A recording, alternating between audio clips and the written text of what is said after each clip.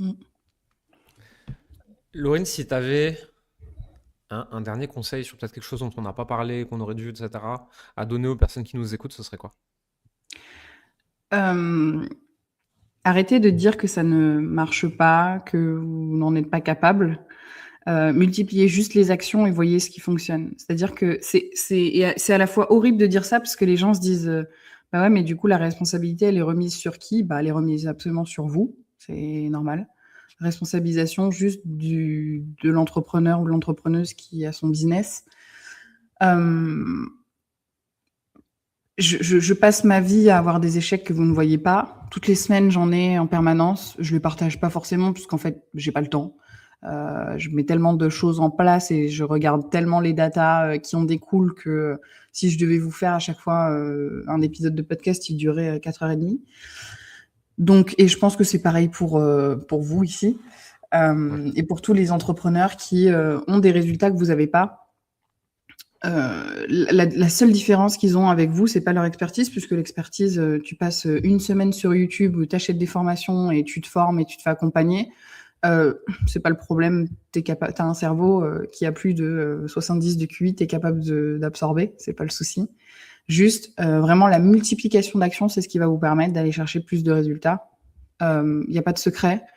Si tu publies 10 posts par jour, tu auras forcément plus de potentiel de devenir viral et d'attirer des clients que si tu en publies un par jour. C'est juste mathématique, tout simplement.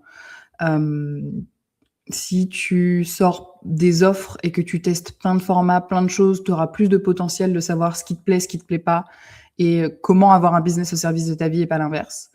Euh, Si tu vas dans une multitude d'événements et que tu rencontres plein de gens, tu auras forcément plus de potentiel d'avoir des collaborations, de passer dans des podcasts, de te faire inviter sur à plein d'autres endroits.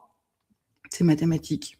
Donc j'ai envie Mm. de vous dire, suivez les mathématiques, qui est un art qu'on nous enseigne depuis la plus tendre enfance et qui persiste depuis je ne sais combien avant JC.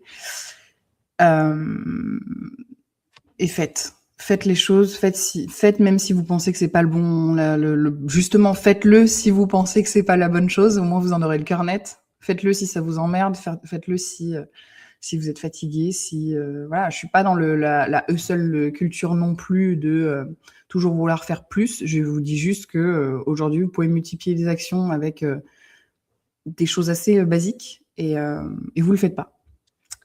Donc faites-le. Je pense que c'est un très bon mot de la fin. Où est-ce qu'on te retrouve si on veut en savoir plus sur toi, ce que tu fais?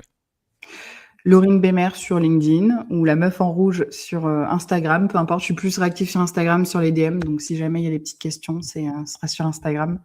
Et puis on peut en discuter, voilà, de tout ça.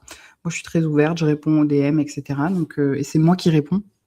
Donc voilà, faut pas hésiter.